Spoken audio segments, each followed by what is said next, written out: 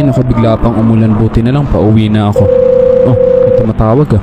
Hello? Hello po? Sino po ito? Ay po kuya, ako po yung tindera na pinagpaludan nyo kanina. Bakit po kayo napatawag ate? May sasabihin kasi ako sa iyo kuya. Okay, sige po, ano po yun?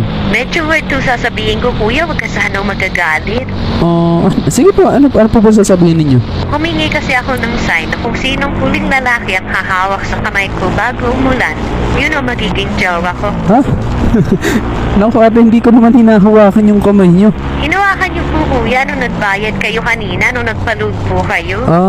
Teka, alam mo, hindi ko sinasadya yun, tsaka madami naman ang bumibili dyan ah. Pero ang sign kasi kung sino ang huling makakahawak ng kamay ko at biglang uulan. Eh ikaw naman ang huling nakahawak ng kamay ko bago umulan eh.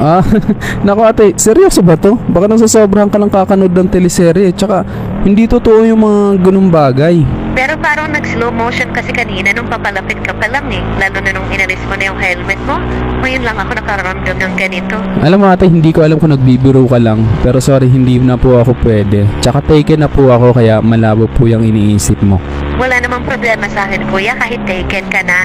So paano kung tayo ka na talaga nakatakda, di ba? Kasi ikaw yung nakahawak ng kamay ko bago umulan eh, kahit napakainit naman kanina, di ba? So ibig sabihin, yun na yung sign. Naku ate, medyo alanganin ako dyan, lalo na di naman kita kilala talaga. Hindi ko nga nakita yung mukha mo kanina nung nagpa-load ako eh.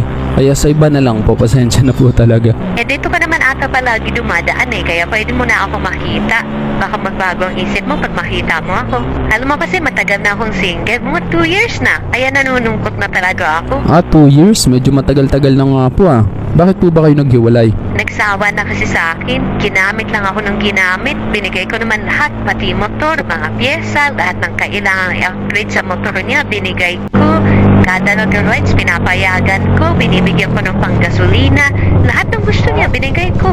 Pero ayun, iniwan pa rin ako. Nakakalungkot naman pala. Ibig sabihin, user pala yung ex mo ate. Oo nga eh. Anyway, wag mo na akong tawaging ate. Annalyn na lang. Okay, sige. Annalyn pala yung pangalan mo. Pag may time ka, daan ka naman dito para mas magkakilala pa tayo.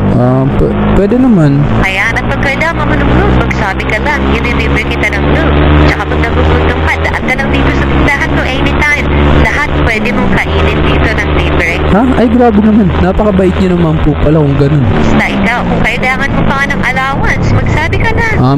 Hindi na po, pero salamat po sa mga offer mo, Mama Annalyn. Basta ikaw, basta bumalik ka lang dito, ako bahala sa'yo, okay?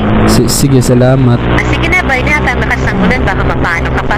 Ingat ka sa pagbumotor ha, madulas ang kalsada. Okay, sige, salamat. Bye. Grabe naman yun, parang napaka-desperada ata niya para magkasyota. Pero mukhang okay yung offer niya. Libre load, pati pang gas, at pwede ko pa daw kainin kahit anong paninda niya.